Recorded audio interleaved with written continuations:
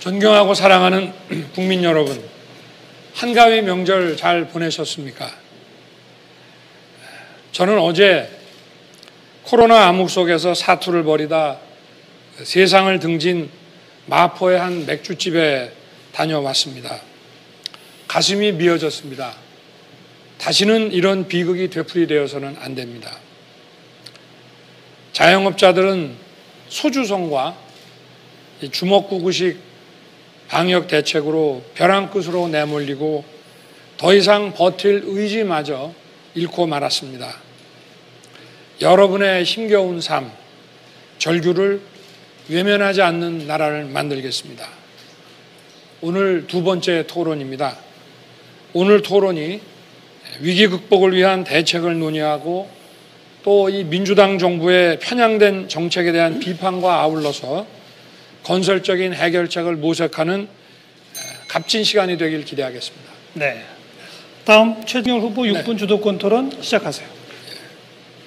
저는 그 북핵 대처에 관해서 지금 미국 본토에 있는 그 ICBM을 미국이 사용하는 데 있어서 저희들의 그 한미의 그 강력한 그 동맹 체제를 바탕으로 해서 ICBM을 사용하는데 우리의 그 관여 그 절차와 그 협의 그 과정을 좀 더 강화시켜 나가야 되겠다라고 해서 확장 억제를 강화해야 된다고 제 입장을 발표를 했습니다. 그리고 이러한 것이 미국의 정찰 자산을 한국의 미사일 그 요격 방어 시스템과 연계해가지고 북핵과 그 미사일을 초기에 요격하는 그 시스템을 만들어야 된다고 말씀을 이제 드렸는데, 우리 홍준표 후보께서 종전에는 쭉 그 우리나라의 독자 핵무장을 주장을 해오시다가 최근에 블룸버그와 인터뷰에서 미국 대통령에게 나토 방식의 핵공유를 요구하고 또 미국이 요구를 들어주지 않으면 자체 핵무장 카드도 고려할 수 있다고 말씀을 하셨는데, 이렇게 되면은 핵공유, 나토식으로 핵공유를 하게 되면 북한의 핵 보유를 기정사실화해서 이제 비핵화 그 외교 협상은 이제 포기하는 게 되고 핵 군축 협상으로 가게 되고, 또 자체 핵무장의 경우는 이 비확산 체제에 정면 위배되기 때문에 국제사회에서 고립될 가능성도 많이 있는데, 이 부분에 대한 우리 홍 후보님의 그 입장을 좀 말씀을 좀 듣고 싶습니다. 우선 그 미국이 ICBM 사용하는 거를 공유하겠다, 그건 불가능합니다. ICBM은 대륙간 탄도탄입니다. 네. 우리가 지금 중요해하는 것은 대륙간 탄도탄이 아니고 북의 핵미사일입니다. 네. 단거리에 날아오고. 나토식 핵 공유 방식이라는 것은 내가 5년 전부터 주장한 겁니다. 전술핵 재배치하고. 네. 그리고 나토식 핵 공유라는 것은 왜 그렇게 됐는가 하면 독일의 슈미트 수상이 러시아의 구소련의 핵미사일을 동구권에 배치를 하니까 슈미트 수상이 미국에 전술핵을 재배치해달라고 했어요. 그때 미국에서 거절했어요. 거절을 하니까 슈미트 수상이 미국을 향해서 그러면 우리 프랑스와 영국처럼 우리도 핵 개발하겠다. 그렇게 하고 난 뒤에 나토의 5개국이 전술핵을 재배치합니다. 네? 그래서 핵단추를 공유하게 돼요. 그게 나토식 핵 공유입니다. 네. 제가 이야기하는 것은 나토식 핵 공유를 주장을 했습니다. 네. 그리고 이런 식으로 슈미트처럼 나토식 핵 공유를 해주지 않으면 우리도 핵 개발할 수 있다. 슈미트도 그런 방식으로 핵 균형을 이루었습니다. 네. 근데 거기는 러시아는 핵 그 보유국으로 인정받은 나라고요. 그리고 북한은 지금 비핵화를 추진해 나가는 과정이고, 그리고 미국의 그 반덴버그 공군 기지에서 ICBM을 쏘면은 30분이면 날아갑니다. 그리고 전략 핵무기만이 아니라 여기에 전술핵을 달아가지고도 얼마든지 대응할 수 있는 것인데, 그 유럽하고 우리나라는 실정이 완전히 다른데, 이렇게 되면 핵군축으로 가게 되고, 핵군축 협상을 하게 되면 유엔사 해체라든가 평화협상이라든가 주한미군 철수 같은 이런 카드를 저쪽에서 가져올 가능성이 많기 때문에 이게 일견 듣기에는 굉장히 국민들한테는 사이다 같은 느낌을 받을 수 있지만 향후에 이것이 우리가 그 핵 협상과 관련해서 다른 이 핵군축 협상을 가게 되면 국익에 굉장한 그 손해가 날 수 있다는 그런 생각은 안 해보셨습니까? 지금 그 윤 후보께서는 전술핵하고 전략핵을 지금 구분을 못하고 있어요. ICBM에 올라가는 것은 전술핵이 아닙니다. 그건 전략핵이에요. 그거는 그리고 미사일을 또 원거리로 갈 수 있게 하고 지금 윤 후보 진영에서 그런 말씀하시는 거는 이도훈인가 그 사람이 아마 문정권의 사람입니다. 대북 정책을 하던 윤 후보께서 지금 발표한 대북 정책을 보면 이게 문재인 2기의 대북 정책입니다. 이 대북 정책 때문에 국민들이 지금 골병을 들고 있는데 윤 후보 진영의 이도훈인가 그 사람이 발표한 이 대북 충분히 정책은 이제 우리 문재인 2기입니다. 홍 후보님의 북핵 대처에 관한 입장은 제가 충분히 들었고요. 우리 유승민 후보께 간단히 하나 여쭤보겠습니다. 과거에 2007년에 박근혜 후보의 핵심 경제 참모로서 줄푸세를 주장하셨고, 이게 굉장히 자유주의적인 그런 정책이었고, 그 다음에 2015년에는 중부당 중복지, 또 2016년에는 사회적 경제 기본법을 발의하시고, 2017년 대선에 출마하실 때는 문재인 후보보다 더 급진적인 최저임금과 비정규직의 정규직화에 대해서 말씀을 하셨습니다.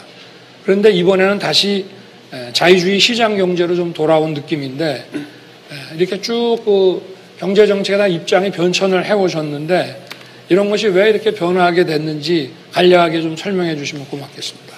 15초 남았는데. 예. 예? 한 15초는 더 드릴 수 있습니다. 네. 박근혜 정부 때 줄푸세는 제가 한 게 아닙니다. 네. 그러니까 잘못 알고 계시는 거고요. 중부당 중복지는 제가 나중에 후보님 의견을 여쭙고 싶습니다. 15초 더 주시는 거죠? 예. 네. 예.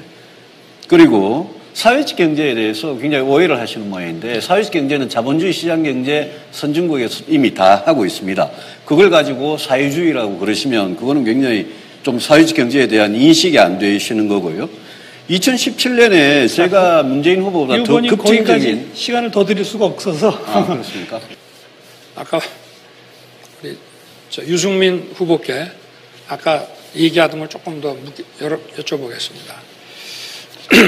제가 공약을 많은 정책그룹 전문가들과 저도 참여해서 직접 하나하나 꼼꼼하게 수차례 회의를 해가면서 이제 안을 냈는데, 그 중에 이를테면 어제 외교안보 공약 같은 경우도 큰 타이틀 한 11개에 세부적으로 하면 한 100개 가량이 될 수도 있습니다.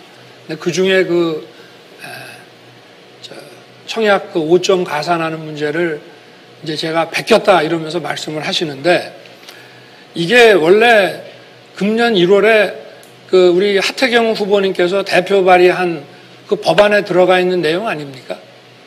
그거는 저는 4년 전에 네. 대선부터 이야기하던 겁니다. 그거는 저희가 잘 모르겠습니다만은 네. 이게 더불어민주당에서도 이런 공약을, 이런 정책을 계속 얘기를 해왔고, 또 저희는 이거를 누구를 보고 베낀 것이 아니고 실제로 우리 전문가 그룹에 있는 분들이 군대를 제대한 청년들을 상대로 일일이 인터뷰를 해서 이걸 지금 모은 거거든요.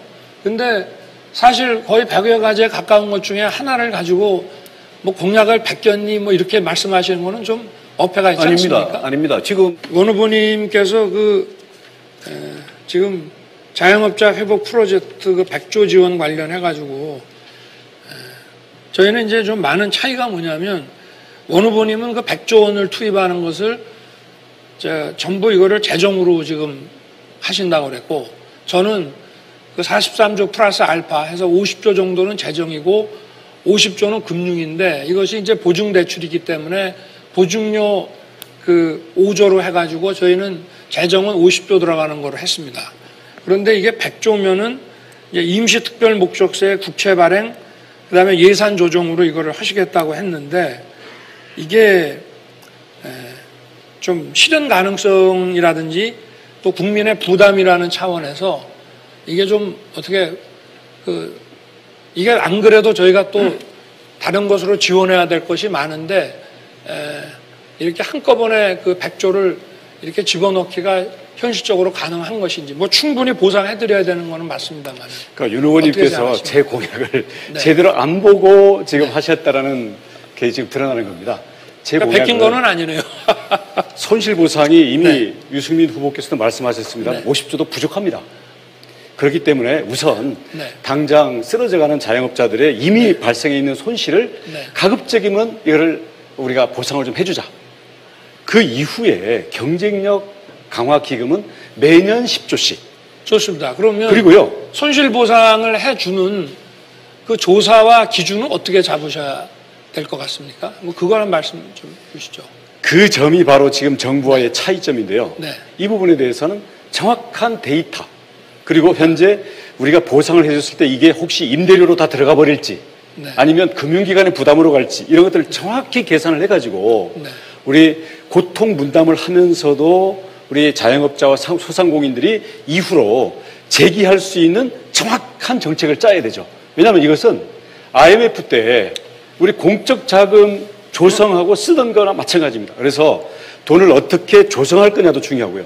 어떻게 쓸 거냐가 더 중요합니다. 저는 시간이 됐습니다. 여기서 마무리 짓고요. 안성 오늘 토론회 잘 보셨습니까?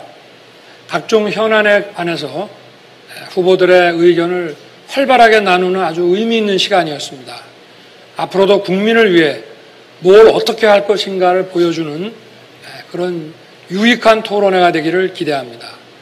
저는 오랜 정부 조직 경험으로 어떤 일이라도 잘할 자신이 있습니다. 저는 어디에 무슨 문제가 있는지 짚어내는 데는 전문가입니다. 앞으로 제가 집권하면 분야별로 최고 전문가를 뽑아서 실력 있는 정부를 만들고 역동적인 경제를 일궈내겠습니다. 그리고 기득권의 나라에서 기회의 나라로 만들겠습니다. 더 준비하고 단련하겠습니다. 감사합니다.